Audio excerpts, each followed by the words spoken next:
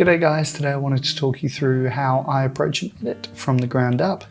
I thought I'd take you along with me to kind of talk you through what I do, so let's jump into it. So I've got myself a little demo project here. I've loaded in just some footage that I've taken off a stock site.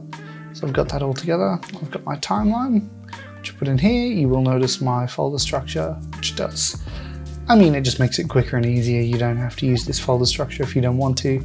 It's just what I like to use.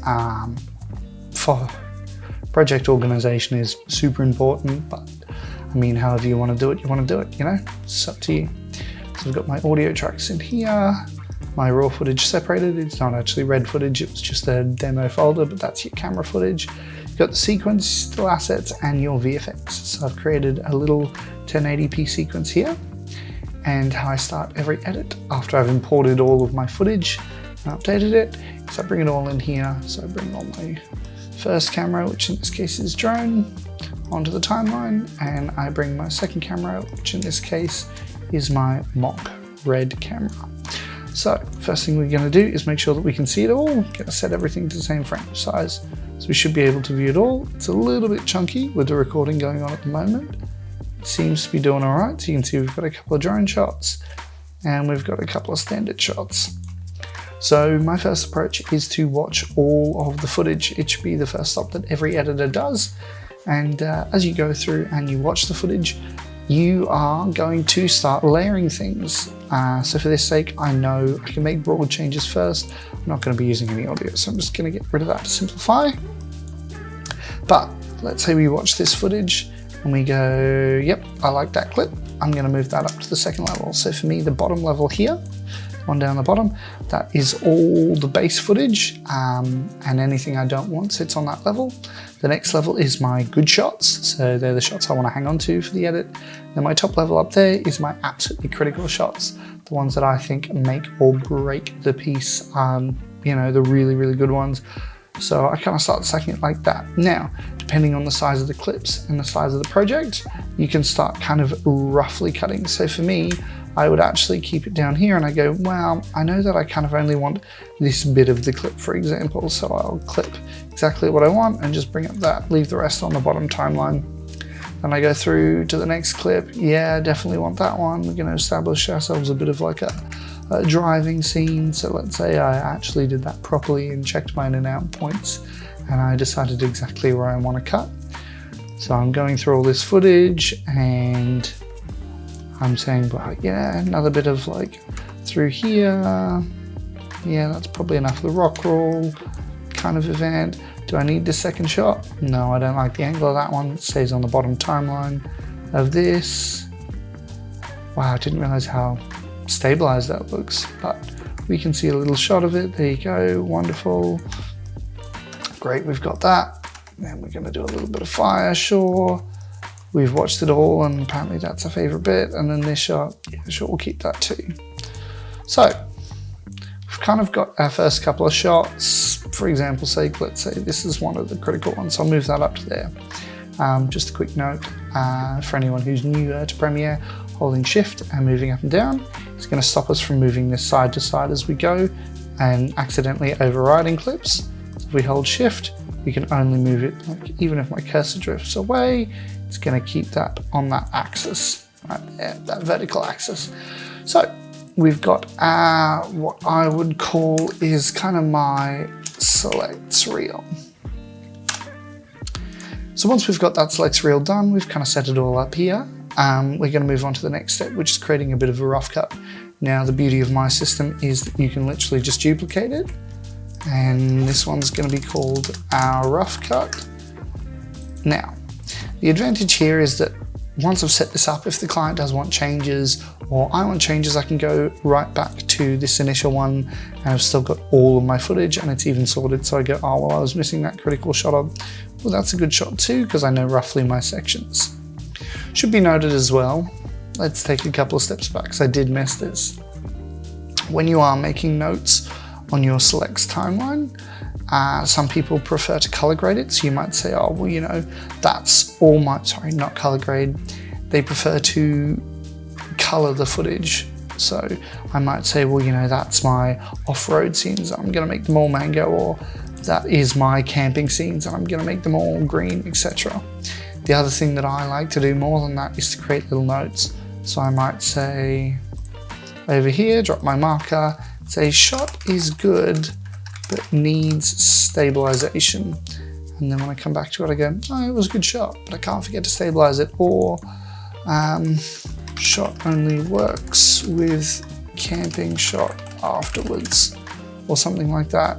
Or even, unfortunately, the more common one, which is client says this shot must be included. Happens all the time. So we've kind of got selects reel done. We'll get rid of this one.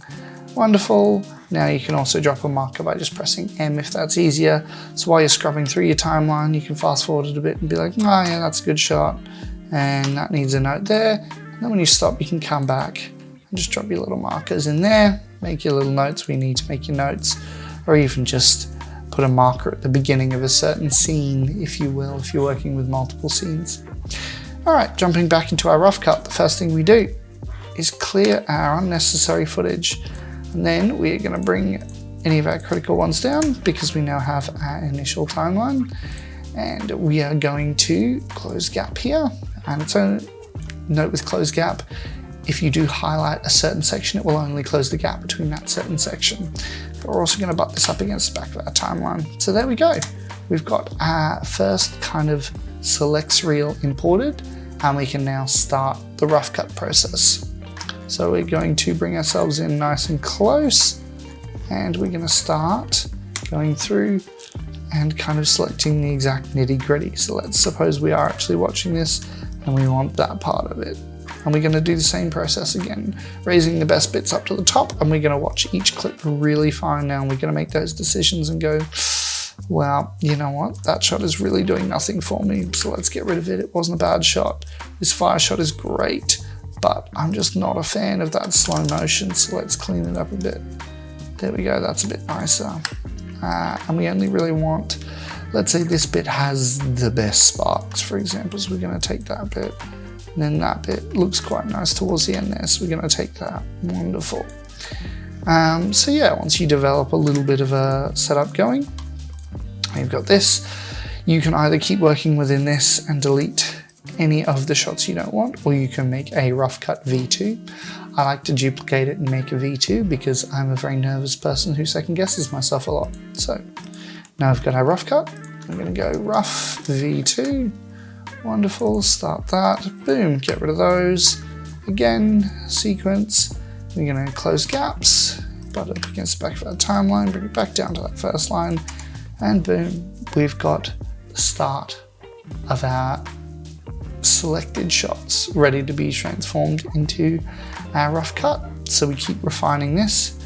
This is where we would bring in any of our VO if we had some, or our music bed. If those are going to particularly impact our edit. So this is more a commercial setup, but it works for commercial, feature, anything really. And we're going to keep refining that until we get into our fine cut, which we'll bring in here, our fine cut. Boom. And then once we drop our music in and everything, we start making those tweaks. We can start thinking about color grading, sound design. But if a client comes back to me and says, yeah, look, there was a shot of driving on the road that I think would just make this that little bit better, I can go, I do remember that one actually. If we go back to our rough cut, I think I had that first shot of the POV of driving on the road. Kind of rough one. No, it wasn't in this one, was it? Well, I'll go back to the selects reel then. And lo and behold, oh, there it is, great. Now I can bring you into whatever I want, the fine cut, the rough cut, pick the points that I want out of it, get rid of anything that's unnecessary, bring it back to our timeline, and lo and behold, we fixed it. Wonderful. It's quick, it's easy, and we might have even made a note there that told us, hey, you know, we've dropped a little marker here saying this is the jelly looking POV driving shot. Great. And then we roll over and go, oh look, this is our jelly looking POV driving shot. Wonderful. So this is my kind of timeline. If you wanted to transfer this more into a pancake editing style, which a lot of people do, it's as simple as having your Slex reel on the top and then bringing your fine cut down to the bottom. Oop, I did that the wrong way, didn't I? Thank you. Bring your fine cut down to the bottom, so now you've got your Slex reel up the top and your fine cut down the bottom, and you can go, you know what, I want a certain shot like that jelly shot, and I'm going to bring it over straight into the project there, which is easier and it has its merits, but I value my screen space, so I like to have a cleaner edit, and I like to keep it all within one tab like this. One nice big work area there. So that's the basics of what I have as my favorite editing technique. I use it on probably 90% of the projects that I work on. The things I like about it is it does work on a feature film, it works on a short film, it works on a music video, it works on a commercial. It's pretty much anything you want. It's kind of a good cookie cutter start to how you do your edit. It also scales really well with really large projects. Again, a feature film I worked on, I used this tool to start, and I've worked with long form interviews that I've done that are kind of an hour and a half long. It's a very versatile technique, and that's what I love about it. I also find for me it's very time efficient. It's a very clean way of editing. So that's a really brief introduction into my favorite editing technique, and I'll have to bring you some more in the future.